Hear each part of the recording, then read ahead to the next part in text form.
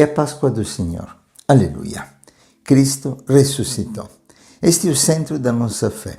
Anunciamos para o mundo inteiro e testemunhamos que o crucifixo é vivo.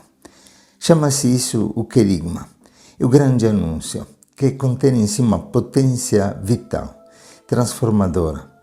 É a palavra que realmente chama da morte para a vida, pois anunciar a ressurreição significa ressuscitar junto com Cristo e oferecer para o mundo inteiro a alegria de uma vida nova, a potência de uma palavra que é espírito e vida. É realmente uma explosão de vida. Assim nós lemos na primeira leitura dos Atos deste domingo de Páscoa, nós somos testemunhas de tudo o que Jesus fez na terra dos judeus em Jerusalém. Eles o mataram pregando na cruz, mas Deus o ressuscitou no terceiro dia, concedendo-lhe manifestar-se não a todo o povo, mas às testemunhas que Deus havia escolhido, a nós que comemos e bebemos com Jesus, depois que ressuscitou dos mortos. Como é interessante que os apóstolos fazem questão de testemunhar que Cristo realmente é ressuscitado com o próprio corpo, com aquela carne viva, ainda comeu e bebeu junto com os apóstolos depois da ressurreição. Verdadeiramente, ele ressuscitou. É uma explosão de vida, é uma vida nova, que faz toda a vida explodir. É interessante, na experiência de San Serafim de Sarov, um monge taumaturgo russo que viveu no século XVIII, ele ficou 1000 dias e 1000 noites no silêncio, para depois proclamar com força: minha alegria, Cristo ressuscitou. E ouvir a proclamação da ressurreição, as pessoas eram curadas, eram restauradas, se convertiam, recebiam um verdadeiro batismo do Espírito Santo, pois o querigma, que é este anúncio da morte e ressurreição de Cristo, tem em si uma potência de vida, uma potência que faz explodir vida na vida dos homens, uma vida plena, uma vida transbordante, a vida que Cristo veio trazer. Cristo ressuscitou.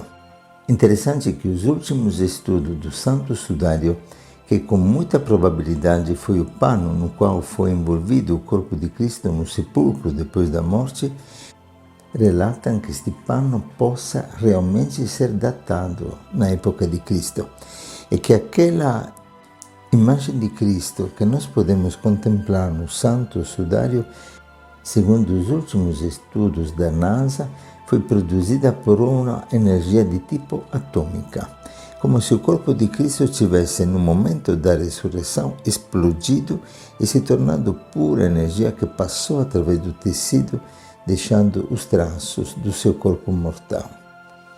É algo impressionante, é algo que nos deixa continuamente surpreendidos perante o mistério da ressurreição de Jesus. Lembro que quando visitei o Santo Sepulcro, vendo esta estrutura totalmente despedaçada e quase que mantida inteira só através de uma estrutura metálica, da ideia que mesmo a morte não conseguiu conter o Cristo e que o sepulcro não conseguiu suportar aquela explosão de vida que a ressurreição produziu até fisicamente na estrutura do Santo Sepulcro.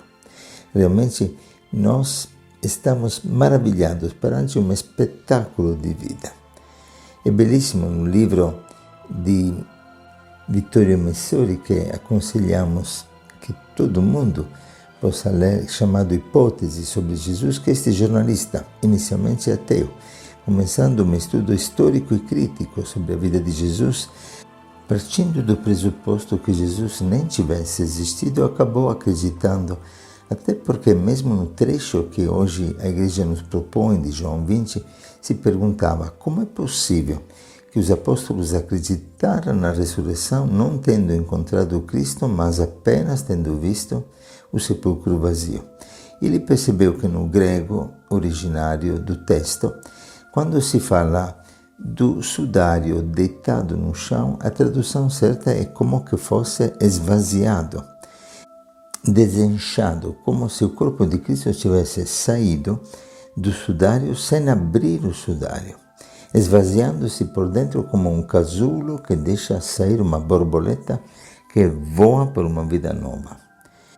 Mas aquilo que levou Vittorio Messori a reencontrar a fé foi perceber exatamente nesta palavra os testemunhas, que em grego significa mártires, realmente anunciaram a ressurreição de Cristo e entregaram a vida e morreram todos para testemunhar que Cristo verdadeiramente ressuscitou, porque, como diz São Paulo na primeira carta aos Coríntios, no capítulo 15, se Cristo não tivesse ressuscitado, vã seria a nossa fé.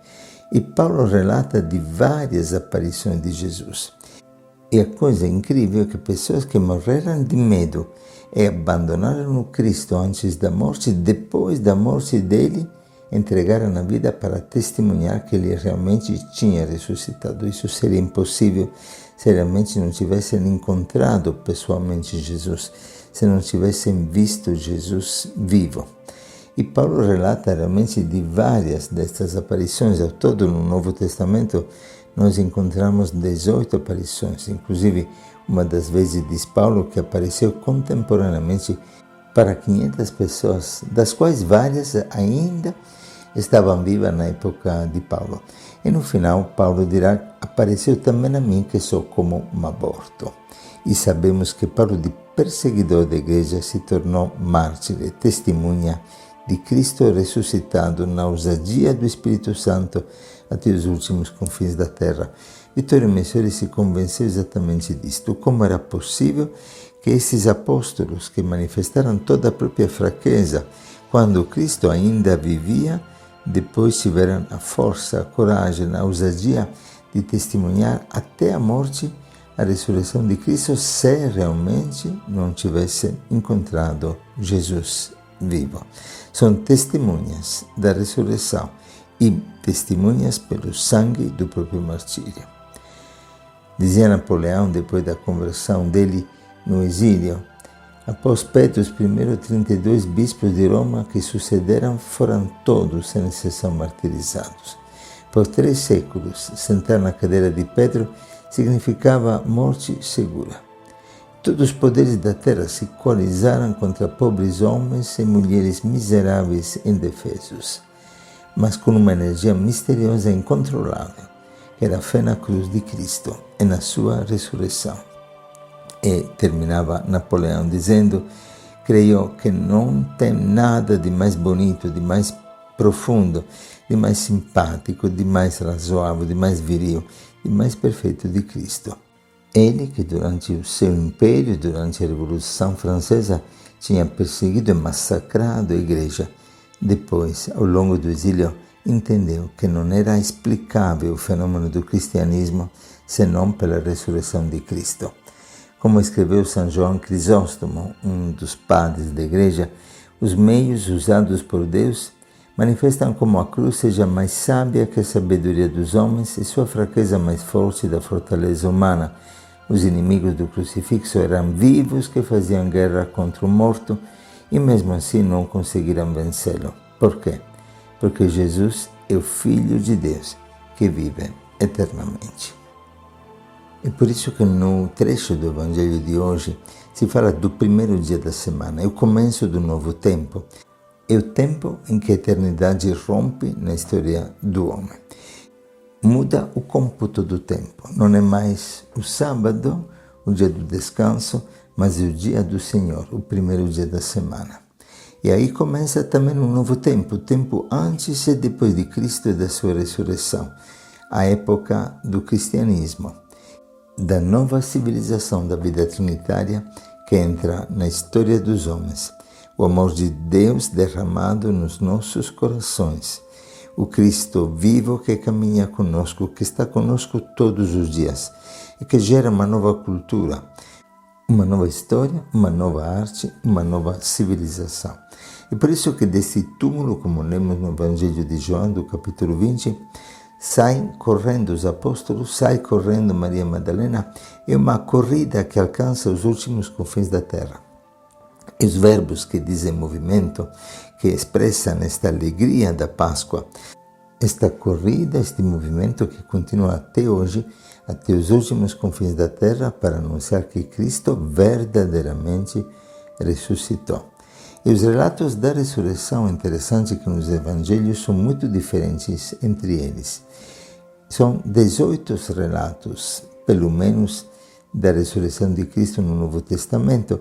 Por que isso? Porque cada um de nós precisa fazer a sua experiência pessoal. Como diz Paulo, eu vi o Senhor. Como diz Maria Madalena, eu vi o Senhor. E cada um de nós é chamado a ser testemunha de um encontro pessoal com Cristo. Cristão não é aquele que conhece uma história, mas aquele que encontrou uma presença viva na própria vida, uma presença que deu vida à sua existência. E no fundo, ser cristão significa lembrar-se de Cristo ressuscitado dos mortos, como diz Paulo em 2 Timóteos, no capítulo 2, versículo 8. Não podemos esquecer. É um tempo novo que começou. Eu preciso voltar ao Pai, disse Jesus, e nós também temos que voltar ao Pai. Meu Deus é seu Deus, meu Pai é seu Pai, dirá Jesus. Participamos desta paternidade, participamos desta vida nova que atinge a carne e que através da carne me leva a viver a vida do céu. Pois assim como o céu se fez presente na carne através de Cristo, a minha carne também participa da vida do céu, através de sua ressurreição. Queremos ir além. A Páscoa é este convite de viver uma passagem, de passar ao Pai, de passar aquilo que não passa, de viver intimamente unidos a Cristo, uma vida que desde já é eternidade e que realmente nos abre a uma eternidade gloriosa. E assim experimentamos que não é a carne o limite, como dizia Paulo Roberto, nosso irmão que morreu de câncer de pele. Percebemos que há doentes e pobres que vivem uma vida ressuscitada e há sãos e ricos que vivem como mortos. Mesmo nesses dias, tive a graça de conhecer um jovem pai. Ele sofre de ELA, esclerose lateral amiotrófica, uma doença terrível que deixa completamente paralisados todas as funções vitais da pessoa. E assim mesmo este homem testemunha a potência da ressurreição na sua carne enfraquecida, no seu corpo que já não é capaz de nenhum movimento, apenas move levemente os lábios e os olhos. Assim, desta forma, com todos esses limites, ele ainda escolheu de amar, de testemunhar a vida, a sua fé em Cristo.